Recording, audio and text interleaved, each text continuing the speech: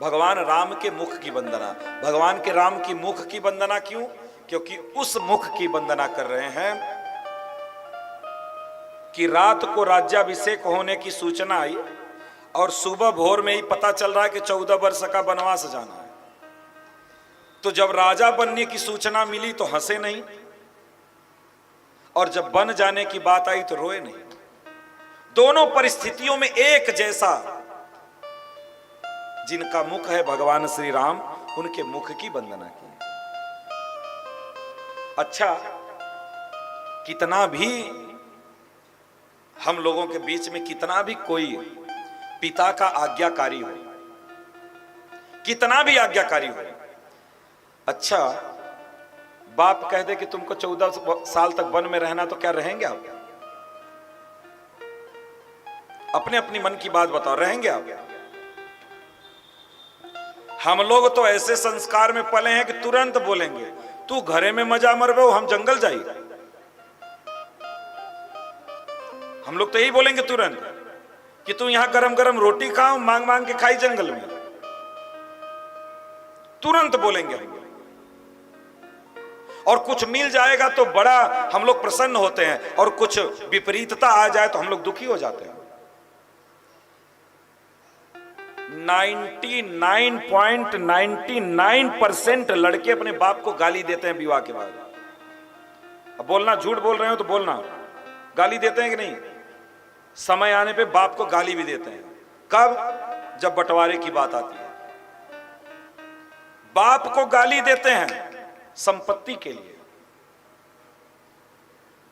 तो ई बेटवा जाएंगे वन में रहने के लिए, वन में रहेंगे ये सब, कभी नहीं रह सकते। इसलिए राम के मुख की वंदना हो रही है और किसी के मुख की वंदना नहीं हो रही है, क्योंकि राम ही ऐसे हैं, राम ही ऐसे हैं जिनके मुख में कभी परिवर्तन नहीं आया, न तो ज्यादा हंसे और न तो बन जाने के समय दुखी हुए, कोई दुखी नहीं। तीसरे श्लोक में स्वरूप की वंदना किए, उसके बाद गोस्वामी जी कहते हैं, श्री गुरु चरण सरोज रज निज मन मुकुर सुधारि, बरनौ रघुबर बिमल जसु जो दायक फल चारि। कह रहे हैं श्री गुरु चरण सरोज रज। गुरु चरणों का आश्रय लेना क्यों जरूरी है? निज मन मुकुर सुधार, निज स्वरूप को जानने के लिए गुरु का आश्रय लेना बहुत जरूरी है। इसलिए कह रहे हैं श्री गुरु के चरण कमल की वंदना हम इसलिए कर रहे हैं क्योंकि अपने मन रूपी दर्पण को उनके चरण रज से साफ करने के लिए गुरु करण बहुत जरूरी है। गुरु की आज्ञा पालन करना और गुरु करण करके भजन करना, जो कुछ भी हो सके, बहुत जरूरी है। उसके बाद गोस्वामी जी कह रहे हैं, जब ते राम ब्याही घर आए, नित नव मंगल मोद बधाए। जब से भगवान ब्याह करके आए थे, खूब आनंद हो रहा था और सब जगह बधाइयां गाई जा रही थी और गीत गौनई हो रही थी, बड़ा सब लोग आनंद पा रहे थे। लेकिन एक समय सब सहित समाजा, राज सभा रघुराज विराजा। उसी के बाद एक दिन ऐसा हुआ कि महाराज दशरथ सब समाज के साथ बैठे थे राजगद्दी पर, और उनका मुकुट थोड़ा सा टेढ़ा हो गया, तो उनको लगा कि हमारा मुकुट थोड़ा टेढ़ा हो गया, तो उन्होंने दर्पण मंगाया कि भैया दर्पण लाओ, मुकुट को सीधा करना है।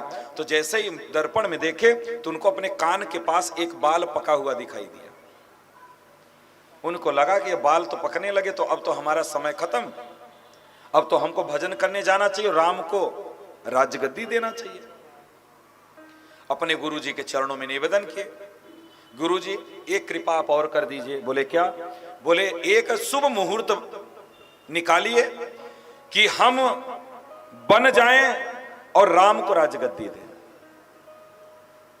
तो गुरुजी से पूछ रहे हैं, तो गुरुजी तो जानते ही हैं वशिष्ठ जी, कि जिस मुहूर्त की बात राजा दशरथ कर रहे हैं वो मुहूर्त 14 वर्ष के बाद है, और ये आज ही पूछ रहे हैं। लेकिन वशिष्ठ जी कहते हैं कि राजन, अगर राज्याभिषेक आज सूर्योदय से पहले अगर आप कर देते हैं तो अच्छा होगा। क्यों? क्योंकि जिस समय राम राजा बनेंगे वही मुहूर्त मंगल होगा, वही मुहूर्त मंगल होगा। इसलिए अभी राम को राजा बनाइए और अभी आप बन जाइए भजन करने के लिए। राजा दशरथ बोले अभी बहुत लेट हो गया है। बेगु विलंबन करिय नृप साजिय सबुई समाज, सुदिन सुमंगल तबहि जब राम होई जुबराज। जुबराज जब होंगे तभी शुभ होगा, इसलिए अभी करिए, विलंब मत करिए। बोले नहीं, आज अंधेरा हो गया है, पहला मेरा बेटा है, बड़ा बेटा है, उसका राज्याभिषेक होगा, कितना निमंत्रण होगा, कितने लोग भोज भंडारा खाने आएंगे, और अभी कर देंगे चुपके से? नहीं, बाद का समय बताइए। गुरुजी तो जानते थे कि होना है नहीं, आज नहीं होगा तो होगा ही नहीं। बोले आप जाकर के राम को बता दीजिए कि कल सुबह राज्याभिषेक हम लोग करेंगे, और जो कुछ नियम है राम को बता दीजिए। गुरुजी गए, राम को बोले कि राम, तुम्हारे पिताजी का कहना है कि कल तुम्हारा राज्याभिषेक होगा, इसलिए तुम जमीन पर शयन करो, ब्रह्मचर्य का पालन करो, फल का आहार करो, और ये नियम पालन करो। अगर विधि ने चाहा, अगर सब कुछ ठीक रहा तो कल सुबेरे तुम्हारा राज्याभिषेक होगा। मानिए गुरुजी इशारे में ही कह दिए कि बेटा बोरिया बिस्तर बांध लेना, कल तुम्हारा वनवास होने वाला है। इशारे में बोल दिए। क्यों? ये कहने की क्या जरूरत है? अगर समय ठीक रहा, इसका मतलब गुरुजी को पता है, तभी तो कह रहे हैं। इतना बोल करके गुरुजी चले गए, और भगवान देवताओं को प्रेरित किए, देवताओं को प्रेरित किए भगवान स्वयं। इसलिए कभी हमें कैकेयी को गाली नहीं देना चाहिए, मंथरा को कुछ नहीं बोलना चाहिए।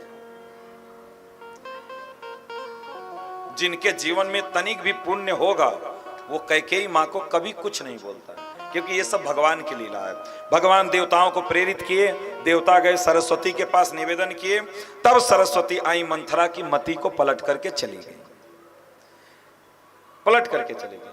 प्राण ते अधिक राम प्रिय मोरे, कैकेयी कहती हैं प्राण से भी अधिक प्रिय है मुझे राम, क्योंकि ये वर भगवान राम बचपन में ही ले चुके थे।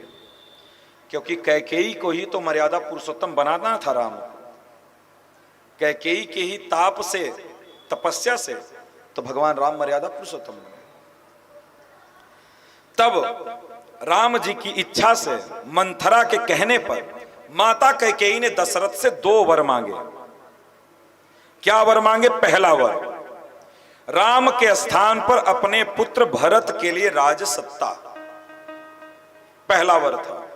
और दूसरा वर था राम जी के लिए 14 वर्ष का वनवास। ये 2 वर कैकेयी के द्वारा मांगे गए। कैकेयी के वचन सुन करके निशब्द हो गए महाराज दशरथ। कोई शब्द ही नहीं था उनके पास। उनका शरीर राजा दशरथ का कांपने लगा।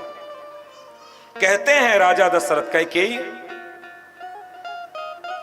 राम तो अब शत्रुओं के भी विपरीत नहीं जाते, आज तुम्हारे विपरीत कैसे हो गए राम? कैसे विपरीत हो गए? बड़ा मन में उनके दुख हुआ। आज